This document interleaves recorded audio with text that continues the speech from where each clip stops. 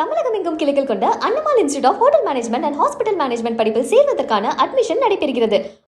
நாடு முழுவதிலும் உள்ள இஸ்லாமியர்களின் உற்ற பாதுகாவலனாக மார்க்சிஸ்ட் கம்யூனிஸ்ட் கட்சி விளங்கி வருவதாக சிபிஎம் மாநில செயலாளர் சண்முகம் தெரிவித்துள்ளார். திருவாரூர் நாகை சாலையில் நிகழ்ச்சி ஒன்றில் பங்கேற்ற சிபிஎம் மாநில செயலாளர் சண்முகம் உரையாற்றினார்.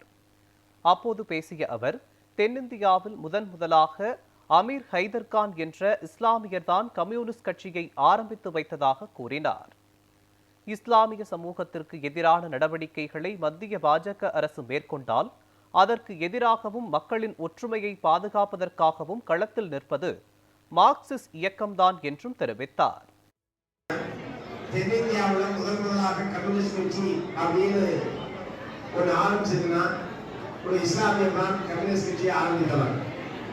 அவருடைய பெயர் அமீர் ஹைதர் கான். ஆகவே இன்றைக்கு மதச்சார்பின்மை இந்திய அரசியல் சாசனத்துடைய மிக முக்கியமான ஒரு உயிர் சொல் என்று சொன்னால் அது மதச்சார்பின்மை என்பதுதான்.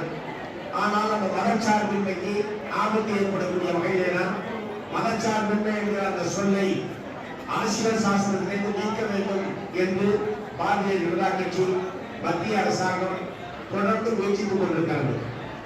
அப்படி ஒரு வேலை ஒன்று நடந்துவிட்டால் இந்த நாடு என்ன ஆகும், மக்கள் ஒற்றுமை என்ன ஆகும், மத வழிபாட்டு சுதந்திரம் என்பது இல்லாமல் போய் எத்தகைய ஒரு பதட்டமான நிலைமை ஏற்படும் என்பதையெல்லாம் நாம் எண்ணி பார்க்க வேண்டும்.